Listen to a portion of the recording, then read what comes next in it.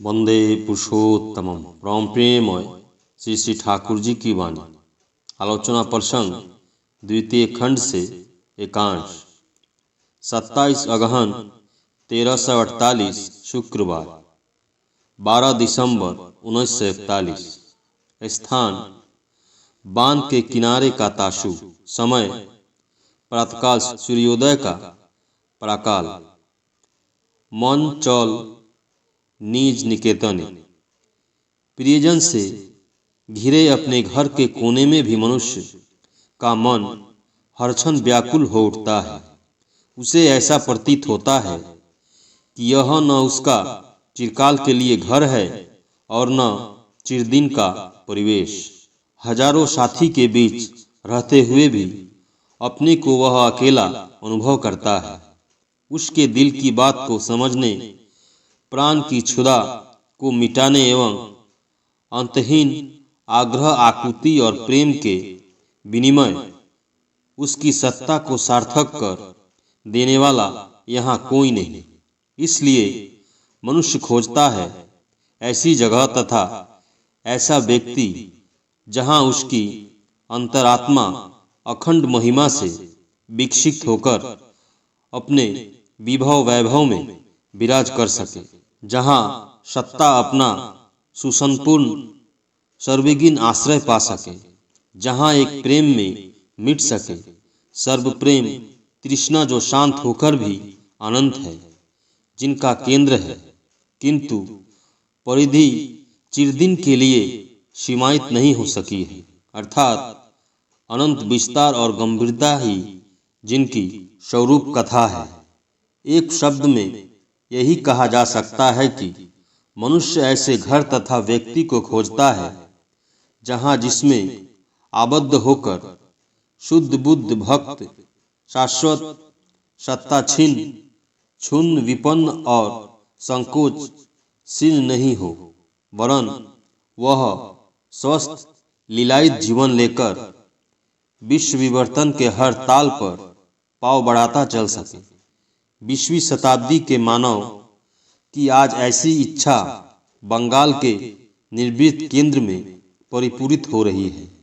वह केंद्र है पावना सत्संग।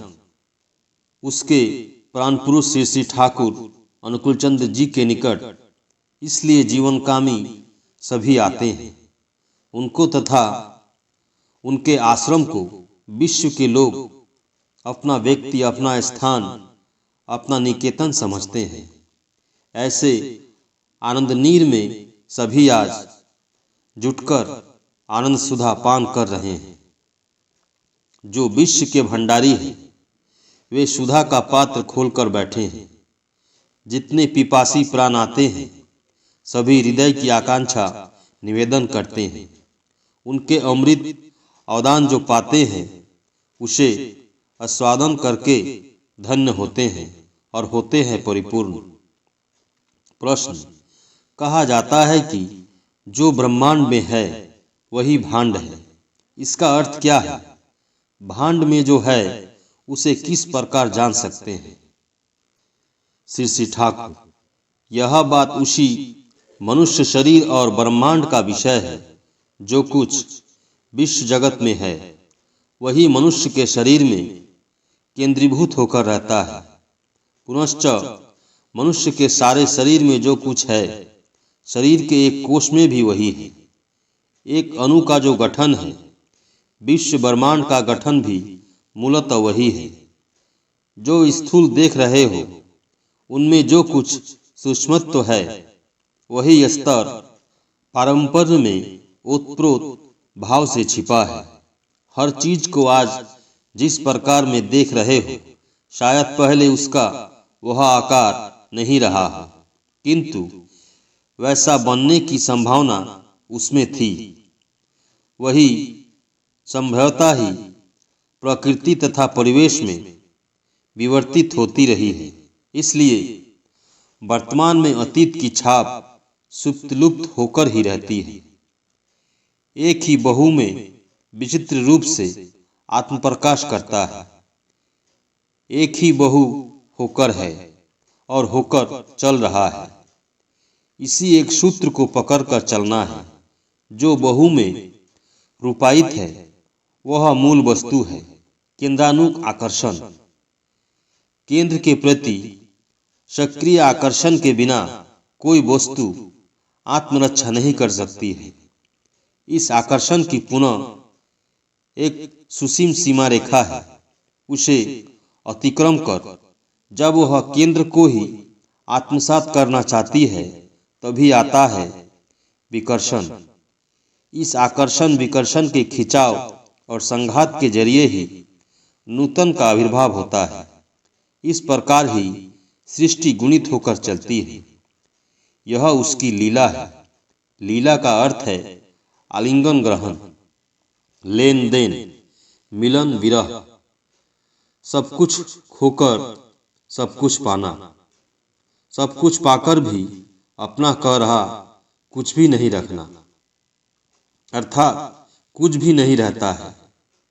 जे मुहूर्ते पूर्ण तुमी छे मुहूर्ते किछु नाई, तुमी ताई पवित्र सदाई, अर्थात जिस क्षण तुम पूर्ण हुए उस क्षण तुम्हारा कुछ भी नहीं रहा, इसलिए तुम सदा पवित्र हो।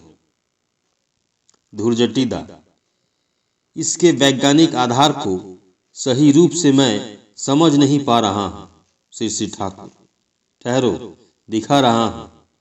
कापी पेंसिल या कलम तुम लोगों के पास है। प्रफुल्ल। हाँ, यहाँ लीजिए। श्री ठाकुर ने चित्र आंक कर दिखाया। अनु के सभी रिजी मेरू की दिशा में आगे बढ़ने से किस प्रकार उससे दैवतिकना छिटकते हुए निकलता है। पुनः उन्होंने वह भी दिखलाया कि एक कोश की रिची मेरू की होने के फलस्वरूप किस प्रकार नूतन रिचिमेरु और रिजिमेरु सृष्टि होती हुई कोश विभाजन होता रहता है। श्री ठाकुर जब चित्र आकर समझा रहे थे उस समय सभी खड़े होकर झुक झुक कर चित्र को देख रहे थे। श्री ठाकुर दिखाने के समय बार बार पूछने लगे, समझा तो? सभी को समझाने के बाद श्री ठाकुर निश्चिंत हुए। श्री ठाकुर के चेहरे पर एक अपार तृप्ति विराज रही थी। सभी लोग अपने अपने स्थान पर जाकर बैठ गए। श्री ठाकुर प्रसन्न मुद्रा में। एक गीत है सुर से गाते हुए, जखन जेखाने जाई संगे थाके गोराई, अर्थात जब कहीं भी जाता हूँ राई, राधा साथ में ही रहती है, दोनों हाथों को हिलाते हुए विस्मय की भंगिमा में। यह एक विचित्र बात है। रिजी जहाँ रहेगा रिची उसके पीछे पीछे दौड़ता रहेगा। उस अवलंबन के बिना मानो यह चल ही नहीं सकता है। उसके विषय में ही मैंने कहा था कि इसे केंद्रानुक आकर्षण कहा जाता है। रिची का केंद्र है। केंद्र अनुयायी बनने के सिवाय उसे टिकने का कोई दूसरा रास्ता नहीं है। इसलिए उसी आकर्षण से उस दिशा में वह दौड़ता है। इस दौड़ धूप खींचातानी के जरिए बहुत कुछ प्रकट होती है। अंततः कोटि कोटि विश्व ब्रह्मांड ग्रह नक्षत्र तारा क्षिति अप तेज मरुत व्योम गाछ पत्ते पशु पंक्षी मनुष्य तुम और मैं आदि कितनी चीजें, यहाँ तक कि ये फतिंगे भी होते हैं। ताशु में एक फतिंगा उड़ रहा था। निस्संदेह उसका नाना पर्याय है, नाना स्तर है, नाना क्रम है। सद्गुरु को ग्रहण कर उसके निर्देशानुसार विहित भाव से साधन करने पर वे धीरे धीरे प्रस्फुटित होते हैं। सब कुछ इन आंखों से देखा जाता है, कान से सुना जाता है। ये सब पहलिकाएं नहीं है, यह है विज्ञान। मैंने जिस रूप में देखा है तुम लोग भी उसी रूप में देख सकते हो। पर गुरु सर्वस्व एवं सर्वतोभाव से गुरुमुखी हुए बिना तथाकथित साधन के कसरत से यह होने को नहीं। श्री कृष्ण ने अर्जुन से कहा था, तुम्हारा अनेक जन्म बीत चुके हैं, मेरे भी बहुत बीत चुके हैं। तुम में और मुझ में भेद नहीं, भेद केवल इतना ही है कि तुम वह नहीं जानते किंतु मैं जानता हूँ। अर्थात मेरी स्मृति चेतना में वह है, उसे जानने वाले सद्गुरु ही होते हैं। वे स्मृति चेतना वाले व्यक्ति होते हैं। जीवन के सारे रहस्य उनकी हथेली पर है। इसलिए उनके प्रति लगन रहने से, उनका संग करने से, सेवा करने से, अनुसरण करने से, उनका प्रीतिकर्म करने से, अपने को तन्मुखी बनाकर नियंत्रित कर चलने से, नाम ध्यान जजन जाजन करते रहने से तथा उनकी सुख सुविधा की ओर नजर रखकर चलने से अनजान में भी कितनी उनकी जानी हुई बातें स्वयं जानी जा सकती है, उसका कोई ठिकाना नहीं। यह पथ ही सीधा पथ है। सद्गुरु मूर्त वेद होते हैं। दूसरी अन्य तुच्छ चीजों के लिए उनके पीछे मत घूमो। उनके चरणों पर अपने को निछावर कर दो। हर तरह से तुम उनका ही बनकर रहो। तुम्हें कुछ सोचना नहीं पड़ेगा। तुम्हें जो कुछ होना चाहिए वह आपसे आप ही होगा। प्यारीदा कुछ प्रश्न करने जा रहे थे। श्री ठाकुर प्रश्न मुद्रा में बोले, कांड गुरुचर, पहले तो तुम मुझे एक बार तंबाकू तो पिलाओ। प्यारीदा तंबाकू भरने लगे। श्री ठाकुर पहले के प्रसंग में कहने लगे, अनुभूति, ज्ञान या दर्शन की बातें यदि छोड़ भी दो, सीधी बात है मनुष्य आदर्श तथा अवलंबन के बिना चल नहीं सकता है, अपने अस्तित्व को बनाए नहीं रख सकता है। प्रवृत्ति कब किस समय उसे ले डूबेगी इसका कोई ठिकाना नहीं। आदर्श मानो रिजी केंद्र है और साधारण मनुष्य रिचि केंद्र है।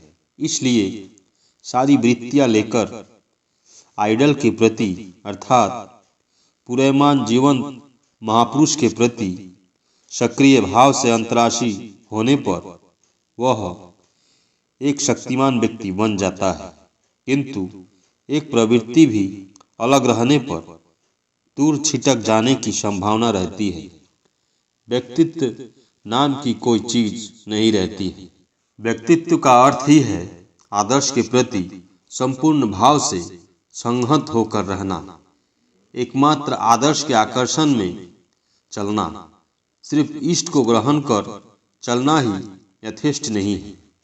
सारी वृत्ति, प्रवृत्ति और सत्ता लेकर उनके प्रति अनुरक्त होना पड़ेगा, उनका अनुसरण करना पड़ेगा और जहाँ जितनी खामियां है, गड़बड़ी है, उसे ठीक करना है। उसे ही कहते हैं अच्युत अनुराग। जो मेरी किसी चीज को देखकर प्रतिहत नहीं होता है वही धन्य है। जो ऐसा अच्युत अनुराग संपन्न है, उनके विषय में गीता में श्री भगवान ने कहा है, अपि चेत सुदुराचार भजते मामन्य भाग साधुरेव स मनत्य सम्यक व्यवसितो ही स। सम्यक भाव से इष्ट निबद्ध न होने पर मनुष्य न साधु ही होता है और न सन्यासी। और जो सम्यक भाव से इष्ट निबद्ध होता है, यदि वह जितना बड़ा ही दुश्मन क्यों न हो, उसकी दुश्मनी भी पुण्य प्रभा विकिरण करती है। प्यारीदा ने तंबाकू भर कर दिया। श्री ठाकुर तंबाकू पी रहे हैं। प्यारीदा, मनुष्य के जीवन में आदर्श नहीं रहे तो उसकी अस्थिवृद्धि विपन्न हो जाएगी। उसका अर्थ क्या है? श्री ठाकुर, जीव कृष्ण नित्य दास जबे भूली गेला, माया पिचासी तार गले दौरी दिला। अर्थात जीव कृष्ण का नित्य दास है। यह जब वह भूल जाता है तो मायारूपी पिचास उसके गले में डोरी बांध देता है। यदि मनुष्य भगवान के बंधन में बंधा नहीं रहे तो वह निश्चय ही किसी न किसी प्रकार शैतान के बंधन में बंधेगा ही। शैतान बहुधा धर्म का मुखौटा पहनकर उसके आगे आता है। वह कहता है किसी जीवंत आदर्श को ग्रहण करना ही होगा। उसका अर्थ क्या है? सतपथ पर चलने या सत्काम करने से ही तो सब कुछ होता है। यह युक्ति मनुष्य को बहुत अच्छी लगती है। मनुष्य उसे ही समर्थन करता है, किंतु उसी छिद्र से प्रवृत्ति अपने अनुसार मनुष्य को नचाती है। मजा तो यह है कि मनुष्य ऐसी अवस्था में प्रवृत्ति अभिभूति को अभिभूति समझकर नहीं पहचानता है। पहचानने भी तो कैसे? वह तो उसका सारूप्य लाभ कर उसमें ही लिप्त है। इसलिए प्रेरित पुरुष में शरणागति की बात सभी शास्त्रों में कही गई है। गीता सर्वधर्मान् परित्यज्य मामेकं शरणं व्रज अहं त्वा सर्व पापे भयो मोक्षयिष्यामि मा शुच। बाइबल में है I am the way the truth the goal none can come to the father but by me. Vaishnava शास्त्र में है श्री कृष्णे जतेक लीला सर्वोत्तम नरलीला। नर बपू ताहार स्वरूप गोप वेश बेनुकर नव किशोर नटवर नरलीलार अनुरूप। चंडीदास कहते हैं सुनो हे मानुष भाई सबार ऊपर मानुष सत्य ताहार ऊपरे नाई। कुरान में है प्रेरित को छोड़कर ईश्वर की उपासना नहीं होती है। बौद्ध धर्म में है बुद्धं शरणं गच्छामि धर्मं शरणं गच्छामि संघं शरणं गच्छामि।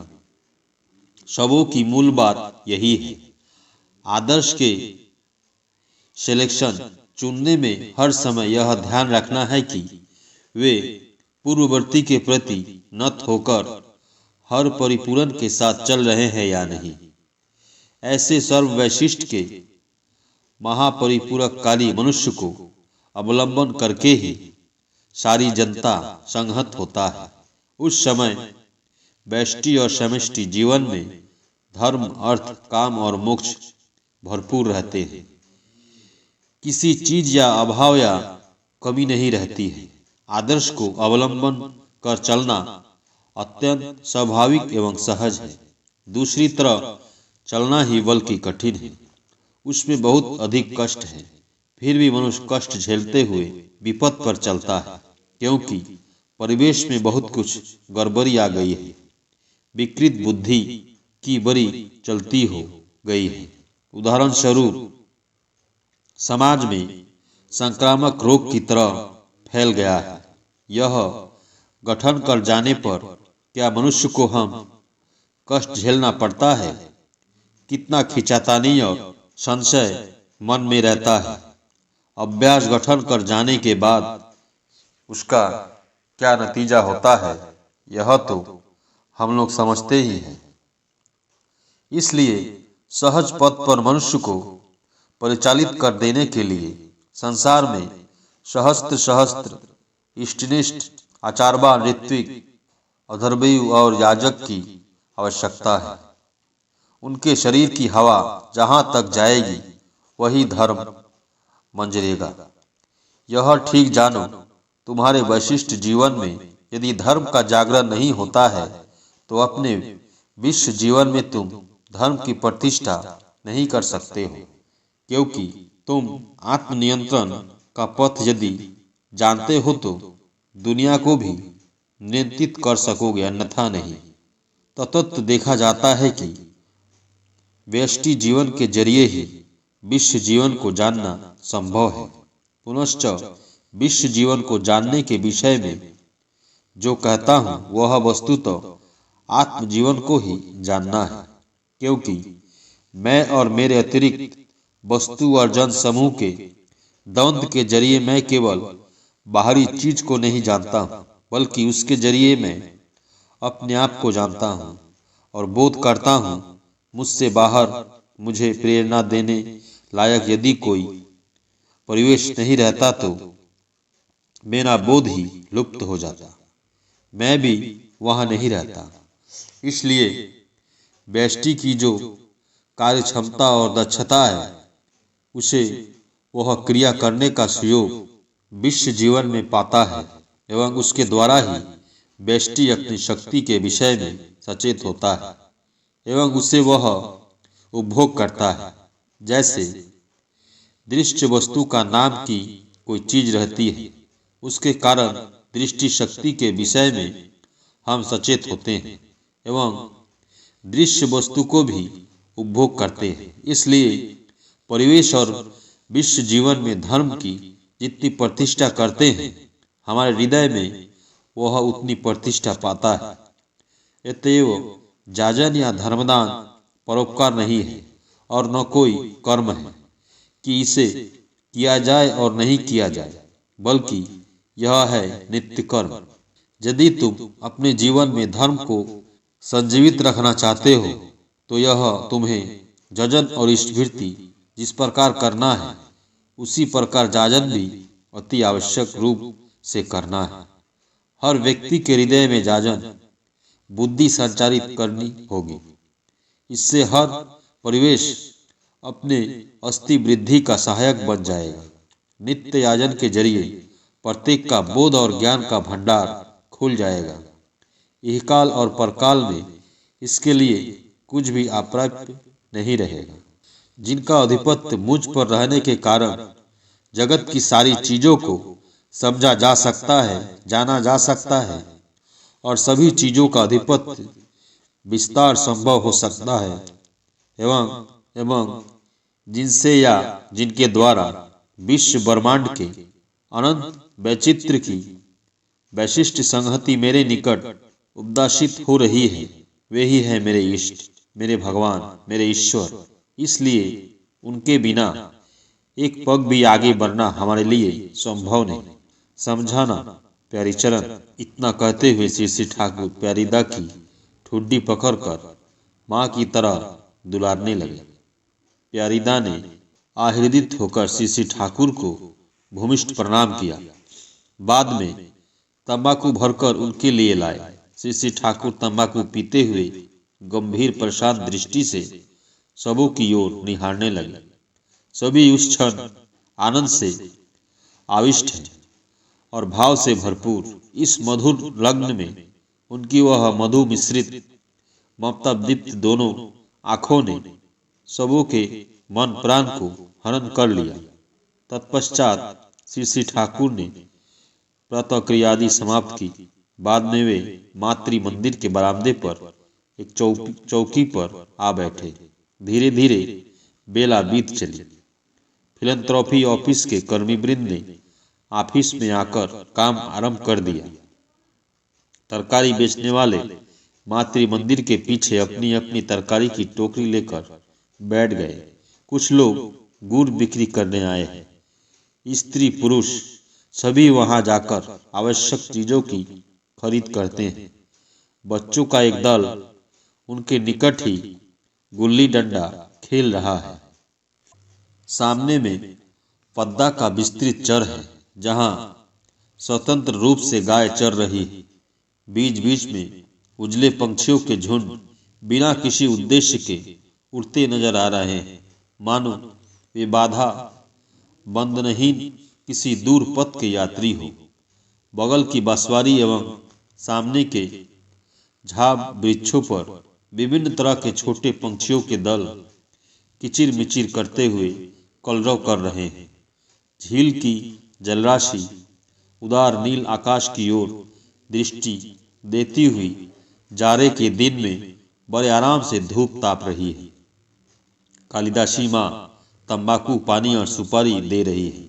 निकट में वीरेंदा, चुन्नीदा, पंडितदा एक एक कर लोग आते हैं और प्रणाम कर चले जाते हैं। श्री ठाकुर उन लोगों के साथ प्रयोजनानुसार दो चार बातें कर लेते हैं। सुधीरदा, ने आकर ज्यों ही प्रणाम किया कि श्री ठाकुर ने उन्हें कारखाने के कामकाज के विषय में कुछ निर्देश दिया। बाद में अमूल्यदा को बुलाने कहा। अमूल्यदा जब आए तो उन्होंने कहा, 130 रुपये के स्वाक्षर पत्रों को शीघ्रतर छापकर नंबर देना, छिद्र करना, बांधना इत्यादि ठीक कर दो। देखने में मानो खूब सुंदर हो। अधिवेशन के जितना पहले हो उतना ही अच्छा। आज यदि हो सके तो कल के लिए प्रतीक्षा न करना, जाओ, भूत की तरह लग जाओ। अमूल्यदा ने अच्छा कहते हुए प्रसन्नचित्त से विदा ली। श्री ठाकुर ने अमर भाई से कहा, अमर, सुना हूं कि गेस्ट हाउस के नल के किनारे का ड्रेन बंद हो गया है, जिसके कारण वहां बहुत पानी जम गया है और चारों ओर पिछिल हो गई है। हेम गोविंद आदि को वहां ले जाकर तुम यदि उसे ठीक कर दो तो काम हो सकता है, अन्यथा वहां मच्छर अधिक होगा, जिससे मलेरिया फैलेगा और कौन किस समय पानी लेते समय पटकन खाएगा, इसका कोई ठिकाना है। तुम्हारे बिना वहां काम नहीं होगा। तुम साथ में रहकर जो जो करना है करोगे। जाओ, अभी ही जाओ। अमरबाई उठ गए। बाहर से आए हुए एक भाई ने आकर कहा, टेस्ट परीक्षा देकर आया हूं। 3 महीने के बाद अंतिम परीक्षा होगी। जो पढ़ता हूं वो तो याद ही नहीं रहती। श्री ठाकुर, परीक्षा की तैयारी कर रहे हो, परीक्षा देनी ही है। इन सब बातों का बिल्कुल ध्यान न देना। प्रत्युत अनुराग सहित विषयों को इस प्रकार आयत्त करने की चेष्टा करो जिससे किसी भी व्यक्ति को इस विषय में समझा सको, जैसे अपने छोटे भाई तथा बहन को गल्प की तरह समझा देना। सोच कर देखना कि वास्तव जीवन के क्षेत्र में उन विषयों की क्या उपयोगिता है, उस ज्ञान को कहाँ किस काम में लगा सकते हो। ऐसी बुद्धि से पढ़ो, देखोगे मस्तिष्क में यह बात गुथ जाएगी, भूलोगे नहीं। व्यर्थ में उद्वेग को प्रश्रय नहीं देना। नाम करना, शरीर को ठीक रखना, हर समय स्फूर्ति में रहना। परम प्रेम श्री ठाकुर। सभी गुरु भाई एवं माँ को जय गुरु।